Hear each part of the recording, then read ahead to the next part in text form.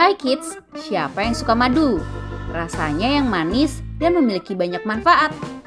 Tahukah kids, madu yang enak ini dihasilkan dari proses kerja lebah madu. Walaupun banyak memiliki manfaat, tapi lebah banyak ditakuti karena sengatannya. Tapi setelah menyengat, lebah bisa langsung mati loh. Kenapa ya? Yuk kita cari tahu dalam video ini. Sebelum kita lanjut videonya, jangan lupa klik tombol subscribe dan tombol loncengnya ya. Fakta unik lebah madu.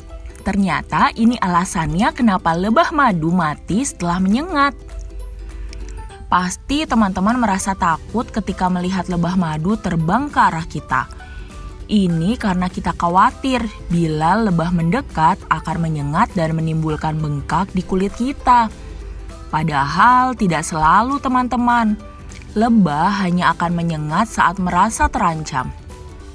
Bagaimana tidak?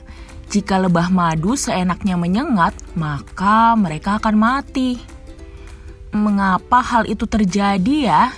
Yuk kita cari tahu bersama. Terima kasih sudah menonton video ini. Sebelum lanjut videonya, jangan lupa like, subscribe, dan nyalakan lonceng notifikasinya ya. Mati setelah menyengat. Tahukah teman-teman, lebah madu ternyata jadi spesies lebah yang jarang menyengat loh. Lebah madu hanya akan menyengat ketika mereka sedang dalam bahaya. Misalnya ketika kita tidak sengaja menginjaknya. Namun sayangnya, ketika lebah berusaha menyelamatkan diri dengan menyengat, ia justru akan mati.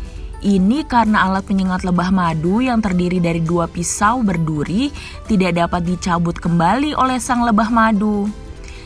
Jadi alat sengat tersebut tertinggal di kulit kita dan membuat kita merasa kesakitan. Dampak sengatan. Selain alat sengat, lebah madu juga meninggalkan bagian dari saluran pencernaannya, otot, dan saraf. Dilansir dari Science Focus, ketika lebah usai menyengat dan ingin menarik lagi alat sengatnya dengan kuat, bagian perut lebah justru akan robek dan terbuka. Ini yang menyebabkan lebah madu akan mati setelah menyengat. Walau lebah madu sudah mati, kita harus segera mengatasi sengatan lebah itu, teman-teman. Ini karena alat sengat berduri yang tertinggal di kulit akan terus masuk ke dalam. Kalau sudah begitu, katut otot akan memompa racun dari kantung racun yang juga menempel serta mengalirkannya menjadi luka. Proses ini bisa berlangsung selama beberapa menit setelah lebah madu mati. Untuk itu, jika teman-teman tersengat lebah, segera keluarkan alat sengat itu ya, jangan sampai menimbulkan luka. Bentuk pertahanan. Dilansir dari Earthsky, meskipun lebah madu akan mati setelah menyengat, ini merupakan salah satu bentuk pertahanan dirinya loh. Saat lebah madu menyengat manusia, ia akan mengeluarkan feromon peringatan dari kelenjar di dekat ruang sengatan. Feromon akan mendorong lebah lain di dalam sarang dan akan menyengat apapun yang bergerak di dekat mereka. Ini sebabnya ketika kita mencoba membersihkan sarang lebah, kita berpotensi besar disengat.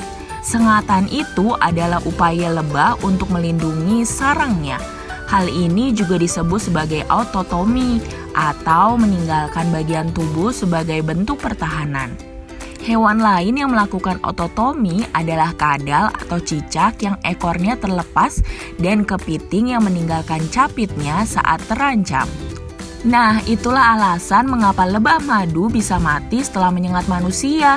Semoga informasi ini bisa menjawab rasa penasaran teman-teman ya. Wah, bagaimana kids? Sekarang sudah tahu kenapa lebah setelah menggigit akan langsung mati? Sampai di sini dulu ya videonya. Jangan lupa like, comment, subscribe, dan share ke teman-teman lainnya ya kids.